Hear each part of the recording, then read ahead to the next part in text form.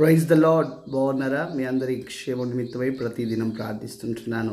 ఈ దినం వాక్య ధ్యానం నుంచి యోహాను రాసిన మొదటి పత్రిక 5వ అధ్యాయం 13వ వచనం చూసినట్లయితే, ఆయనను బట్టి మనకు కలిగిన ధైర్యం ఏదనగా, ఆయన చిత్తానుసారంగా మనము ఏది అడిగినను ఆయన మనకది దయచేయును అని వాక్యం సెలవిస్తుంది.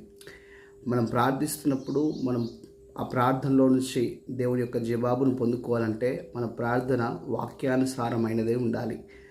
మరి దేవుని చిత్తాన్ని నేను ఎలా తెలుసుకోవాలంటే, దేవుని చిత్తమంతా కూడా వాక్యంలో రాయబడింది. హల్లెలూయా.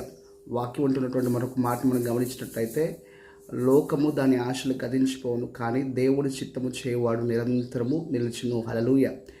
దేవుని చిత్తము నిరంతరం నిలుస్తుంది, దేవుని చిత్తము చేయవాడు కూడా నిరంతరం నిలుస్తాడు. అయితే దేవుని చిత్తమంతా కూడా వాక్యంలో రాయబడి ఉన్నదనేది మరొక మారు స్పష్టంగా ఈ మాట ద్వారా తెలియజేస్తుంది. కాబట్టి వాక్యంలో నుంచి వాక్యాన్ని చేత పట్టుకొని, వాగ్దానాన్ని చేత పట్టుకొని, వాక్యానుసారంగా చేసినటువంటి ప్రతి ప్రార్థనకు జవాబు వర్తిస్తుంది. కాబట్టి బైబిల్ నుంచి ఒక ఉదాహరణ మనం గమనించినట్టయితే, దానియేలు ప్రార్థన చేశాడు. చెరలో ఉన్నటువంటి యూదులందరి కొరకు 75 సంవత్సరాల తర్వాత వారు చెరలోంచి బయటికి రావాలి.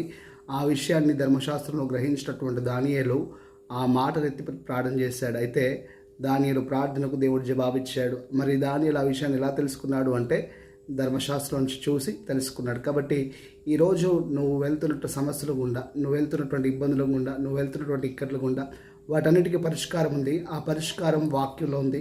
కాబట్టి వాక్యాన్ని నువ్వు చూసి, వాక్యాన్ని నువ్వు గమనించి, వాక్యాన్ని అన్వయించుకొని ఆ వాక్యానుసారమైన ప్రార్థన నువ్వు చేస్తున్నప్పుడు తప్పక నీవు వెళ్తున్నటువంటి ప్రతి సమస్యలోంచి నేను దేవుడు విడిపిస్తాడు. అయితే ఒక మాట ఇక్కడ జ్ఞాపకం చేస్తాను. ఆ మాట ఏందనగా, నువ్వు బంధకంలో ఉండడం ఎన్నటికీ దేవుని చిత్తం కాదు. అది శరీరకమైన బంధకం కావచ్చు, ఆత్మానుసారమైన బంధకం కావచ్చు, భౌతిక సంబంధమైనటువంటి బంధకం కావచ్చు, మనసుకు సంబంధించింది కావచ్చు. కానీ ఏ బంధకంలో కూడా నువ్వు ఉండడం దేవునికి ఇష్టం లేదు.